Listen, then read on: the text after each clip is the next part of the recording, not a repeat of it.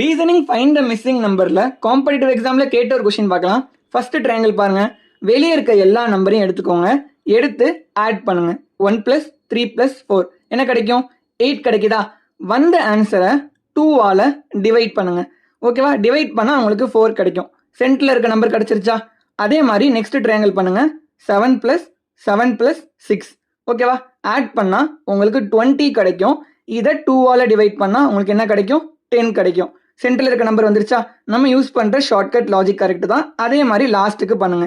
3 + 5 + (=) இப்போ 3 + 5 8 தெரிஞ்சிடும். 8ஓட எந்த நம்பர் ஆட் பண்ணணும் நமக்கு தெரியாது. ஆனால் 6 ஆன்சர் வரணும். ஓகேவா? 8ஓட நீங்கள் என்ன பண்ணுங்க?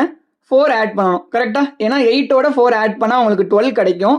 அதை 2ஆல் டிவைட் பண்ணால் உங்களுக்கு ஆன்சர் 6ன்னு வரும். கரெக்டா?